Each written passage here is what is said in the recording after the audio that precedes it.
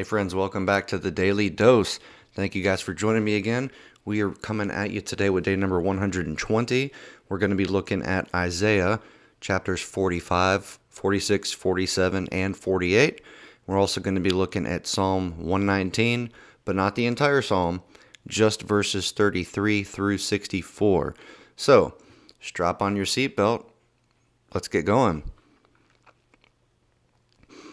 So the summary for today is going to be relatively short, even though we cover 4 chapters. A lot of the text, as with most of Isaiah, the verbiage is it's very poetic. A lot of things are repeated, or things are worded or phrased in various ways to kind of re-emphasize it.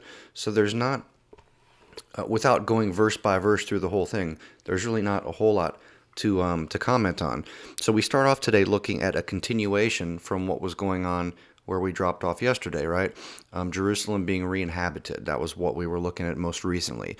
So there's kind of a continuation that talks about some of the things that can be expected in regards to Jerusalem being re-inhabited, some predictions and prophecies. Then it goes on to talk a little bit about the gods of Babylon, right? So we know that Babylon had all kinds of pagan, idolatrous, worship stuff that was going on.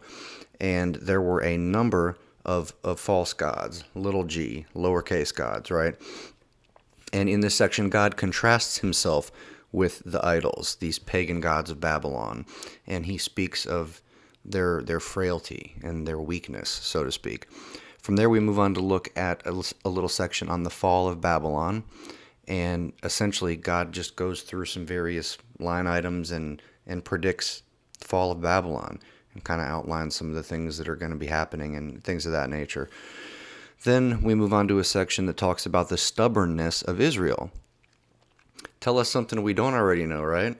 In the first 5 books, particularly of the Old Testament, we read quite a bit about the stubbornness of the Israelites. We read about God rescuing them, God working miracles, the Israelites turn back to God, and then they go back to their old ways, right? And then they cry out for help, and then God rescues them, and then they go back to their old ways and get in trouble. And then we see that same pattern as we go through the book of Judges and so on and so forth.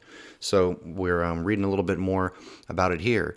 And this particular place where it talks about the stubbornness of Israel, God says that he foreknew the stubbornness of the Israelites. In other words, this was not some big shocking surprise to him. He knew that it was in the works, and he knew that the Israelites had this trait or this characteristic about them. Then we go on to read a little section about Israel being freed from captivity, okay?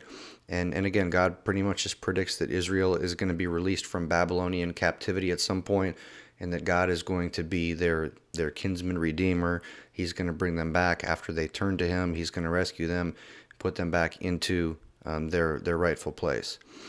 And that's pretty much where we kind of just put a pause mark in there for today, right? That's where the summary ends for today. What I wanted to do, though, is briefly go through some of the psalm that is our assigned reading for today, and just read through a section of it and kind of comment as I go. So this is going to be, again, from Psalm 119, the verses in particular that I'm looking at right now. It's verses 33 through 40. So it says, "Teach me, O Lord, the way of your decrees, that I may follow it to the end." And what that says to me is, notice that the psalmist is saying, Lord, teach me the way of your decrees. So basically, teach me your law. Teach me the way that I can get close to you. Teach me the way of obedience. Teach me how I can be pleasing to you, right? And then we have so that, right, an explanation of why the psalmist wants God to do that. It says, so that I may follow it to the end. So he's saying, God, teach me basically how to please you, how to do the right thing, how to walk with you, so that I can always do that. And then in the next verse it says, give me understanding, so that I may keep your law and obey it with all my heart. Again, it's almost like a the same verse that we just read, just worded a little bit differently, right? Give me understanding so that I may keep your law and obey it with all my heart. And then it goes on to say, direct me in the path of your commands, for there I find delight. And again, very similar to the last two verses that we read, just worded a little bit differently. It's saying, God, please direct me in the path of your commands, right?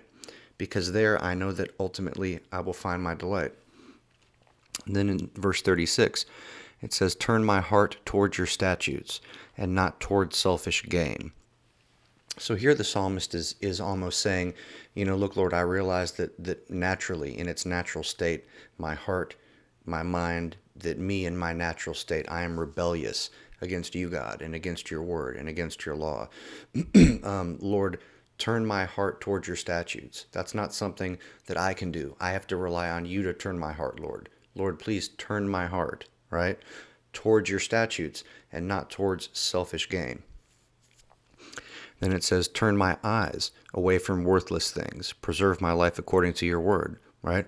So first, the first few verses, he was talking about, the Lord teaching him, helping him to understand, to direct his path.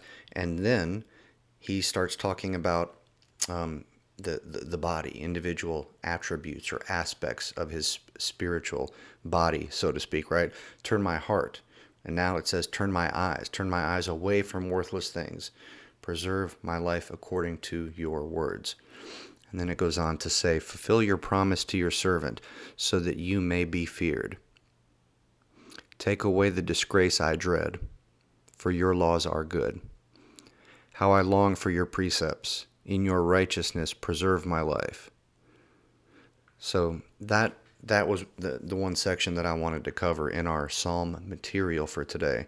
I would encourage you guys to read through the rest of the psalm verses for today, meditate on those, see how they speak to you, and see how God uses those in your life.